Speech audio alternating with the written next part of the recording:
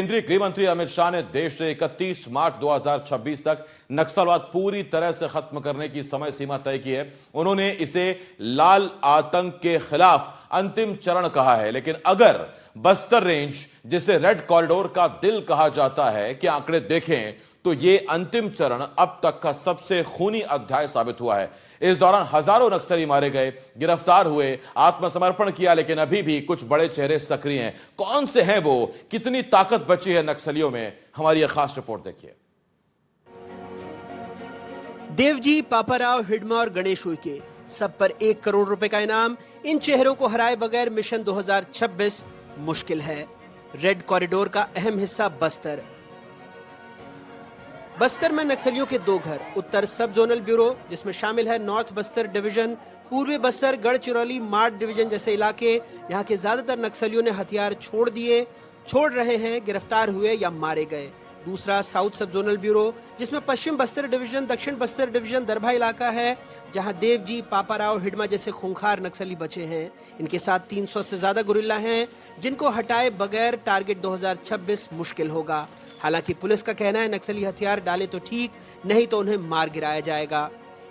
दंड कानूनी इलाका में जो DHMS होते हैं, CNM होते हैं और KMS होते हैं, इस प्रकार के जनता सरकार का मिलिशिया कैडेट्स वो भी कुछ संख्या में है।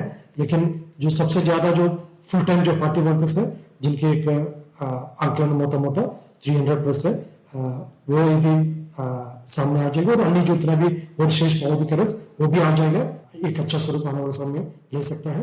यदि कोई समय रहते हुए नहीं आएगा, फिर हमारा अभी भी ऑपरेशनल जो कमिटमेंट है, हमारा ऑपरेशनल जो प्रिपेयरनेस है अभी भी तैयार है और लगातार ऑपरेशन जारी भी है। और आमने सामने जो जंगल में यदि कोई लड़ाई होगा उसमें हमारा जवान मुंहतोड़ जवाब देगा। 2025 में नक्सलियों का सबसे बड़ा सरेंडर हुआ। 17 अक्टूबर को दंडकारण्य स्पेशल जोनल कमेटी के उत्तर सब जोनल ब्यूरो के 210 माओवादियों ने 175 हथियारों सहित आत्मसमर्पण किया, जिसमें central zonal committee member Rupesh भी शामिल था। जानकार कहते हैं 2 दशकों की थकान और टूटते भ्रम ने नक्सली ढांचे में विद्रोह के भीतर विद्रोह पैदा किया। 2001 से 2025 तक 7,826 नक्सलियों ने हथियार छोड़े, जिसमें सबसे बड़ी लहर आई 2025 में ही, जब 1,319 नक्सलियों ने आत्मसमर्पण किया। उससे पहले 2016 में 1,208 नक्सलियों ने आत्मसमर्पण किया था। लेकिन इस आत्मसमर्पण के बाद नक्सल लीडर अभय ने कुछ दिनों पहले पर्चा जारी कर आत्मसमर्पण करने वाले नक्सलियों को गद्दार बताया। जवाब में सेंट्रल कमेटी मेंबर रूपेश ने कहा सरेंडर पूरी प्रक्रिया के तहत हुआ है। दावा किया कि खुद पार्टी महासचिव बसवाराजू ने उसे संघर्ष विराम की प्रक्रिया में शामिल होने के लिए कहा था। उनका स्पष्ट राय है कि अभी परिस्थितियां प्रतिकूल है। आज हम सशस्त्र संघर्ष को विराम देते हुए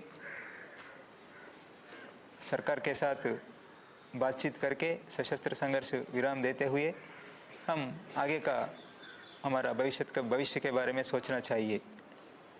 लेकिन साथ में यह भी मैं स्पष्टता देना चाहता हूं कि इस निर्णय को, दादा का निर्णय है ये, हम सहमत हो गया, जो मौजूद वहाँ है हम सहमत हो गया। पुलिस प्रशासन के सामने अब एक बड़ी चुनौती है। सवाल उठता है इन 4 चेहरों के रहते अभय की धमकी के मद्देनजर सरेंडर कर चुके नक्सली जब अपने गांव जाएंगे तो क्या सुरक्षित रहेंगे?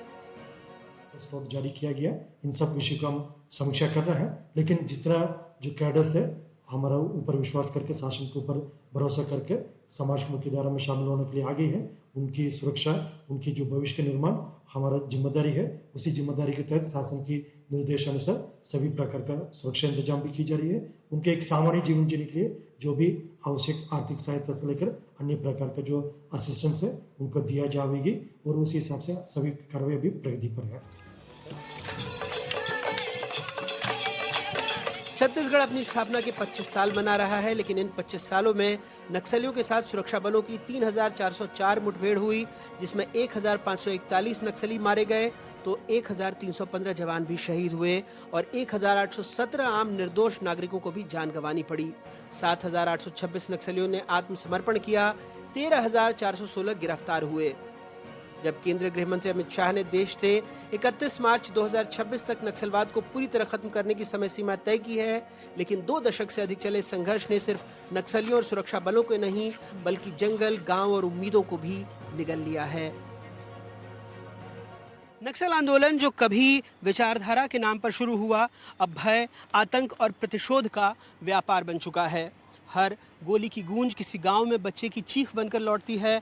हर एनकाउंटर किसी परिवार के आंखों में अधूरे सपने की तरह बस जाता है। और इसे ख़त्म करने के लिए ज़रूरी है कि उत्तर के बाद अब दक्षिण बस्तर डिवीज़न के गुरिल्ला भी हथियार छोड़ें, आत्मसमर्पण करें। बस्तर से अपने सहयोगी विकास और अभिषेक के साथ अनुराग द्वारी, NDTV।